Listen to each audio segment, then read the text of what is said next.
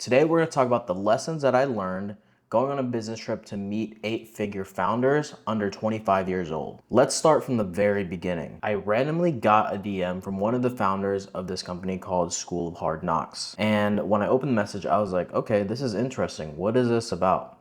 And the DM was basically an invitation for me to be one of the content strategists slash coaches in their company. I already knew about the brand and all the cool stuff that they've been doing, and so it was pretty easy for me to make a decision to work with them. And after about 2 months of working with them and getting results for the clients that they brought us, they planned a company trip in Austin, Texas, where they're located, where the coaches and the sales team will get to meet each other, connect, and learn from each other. Getting to meet people that are like-minded, entrepreneurial, also rich, and have the same level of drive as I do is something that a lot of people don't get to see. You have to think 0.1% of the population makes more than $1 million a year. And there's a lot of people in that room making more than $1 million a year. So just being in that room alone, I've already increased my chances to learn from information from the people that's already built something significant. In this video, we're gonna talk about 8 things that I took away from this trip. Number 1, you don't have to be the smartest person in the room. And what was very clear to me was everyone was very self-aware of where they fall short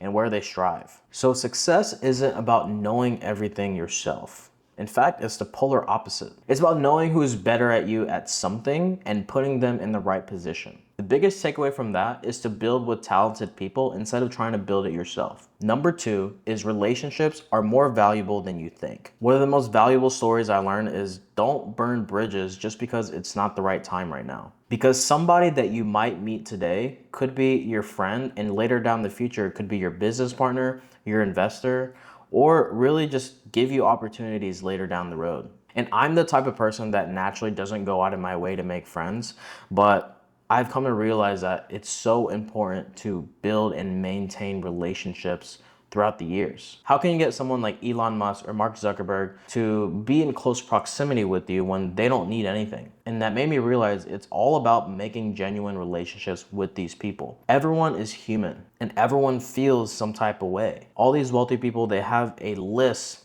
thousands and thousands of people trying to pitch them the idea. To be quite frank with you, everyone is probably a kiss ass with them. But the one thing they probably struggle to have is genuine friendships, because when you're at that level, everyone's just trying to take your money. So whenever you're trying to network with someone of a higher caliber, don't even think about how much money you can make from them, the types of opportunities that you guys can do together, but instead focus on building a genuine friendship.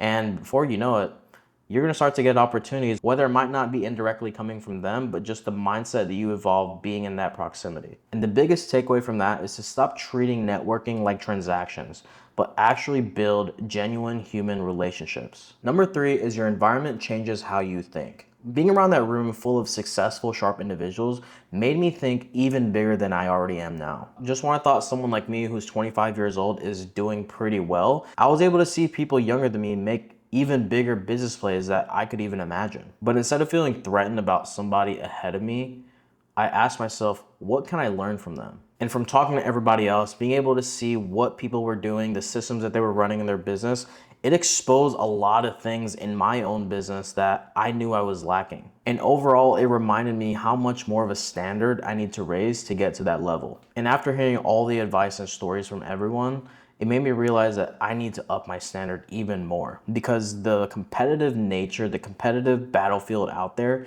really is competitive. And if you want to win, you have to be ready. Whenever you're taking a break, someone there is doing twice the amount of work. So there's really no time to rest if you're trying to compete with the big leagues. So the biggest takeaway from that is to put yourself in rooms where you're not the most impressive person. Number 4 is systems are what allow you to scale. I saw people tell me the amount of workload they had, where to me, I felt like I would be extremely overwhelmed. But after talking to them, they don't seem that much overwhelmed. And the difference was that they didn't necessarily work harder or smarter. They just had way better systems than I did. My point with all of that is if you don't have the right systems in place, it's gonna be really hard for you to go from $100,000 a year to $1 million a year to $10 million a year. If you don't have the right people, the right structure in place, everything is gonna fall apart and you're gonna get burnt out so quick. It's so important to not only find the right people, but to find the right people to help build these new systems and create new systems to keep everybody organized so that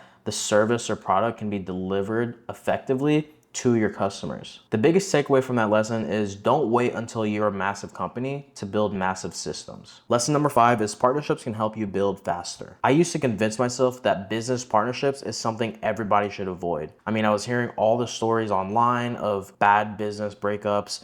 I was hearing my friends talk about bad business breakups, and it just made me believe that partnerships in business isn't a good idea. But this trip shifted my entire perspective on that. It made me realize I don't need to personally operate every department that I want to build. Instead, I could find someone that is exceptional at that skill and build that together with them. So my job becomes just building the platform, attracting the right people, and putting people in a position where everybody wins. The biggest takeaway from that is ownership matters, but owning 100% of everything doesn't always mean the fastest path to growth. Number 6, self-awareness is a business skill. So we took this thing called the DISC personality test. A lot of Fortune 500 companies use this test to give to their new hires so they could figure out how to build better systems and better team culture. And basically in this test, you figure out what your personality is internally and how your personality is in different environments. After taking the test, the results were I'm someone who is pure analytical and logical when it comes to work. Some of the good sides with that is I am extremely detail oriented, I'm extremely organized,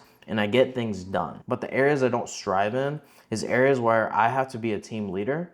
I have to speak my mind on ideas, sharing information that's gonna help the team. The biggest takeaway from that is knowing your weakness allows you to work on them. Number 7 is stop worrying about how people perceive you. Before the trip, the very first thing that I was thinking was first impressions, because first impressions matter. As someone who falls in the compliance side of the DISC personality test, I have the tendency to overthink and overanalyze situations. I was thinking, how should I dress during these occasions? How should I articulate myself when I'm talking to people? How are people going to perceive me? Am I actually a good coach compared to all the other coaches in the group? After meeting everyone and being there, I realized that actually never mattered at all. I came in, listened to people, made some good friends, had genuine conversations with people, and realized that everyone is just like me. We're all in this together alone. So the biggest takeaway from that is to put your ego aside and focus on contributing into the room. The last and final lesson is stop playing the easy game. Seeing younger people operate at such a high level made me want to push myself even harder. And I don't want to half-ass the things that I say are very important to me. If content is important, then I'm gonna make great content. If the business is important, I'm gonna make great systems. If relationships are important, I'm actually gonna make an effort to maintain them. That made me realize all of these ideas doesn't change anything at all. What matters more is actually executing on what you say you're going to do. So the biggest takeaway from that is take immediate massive action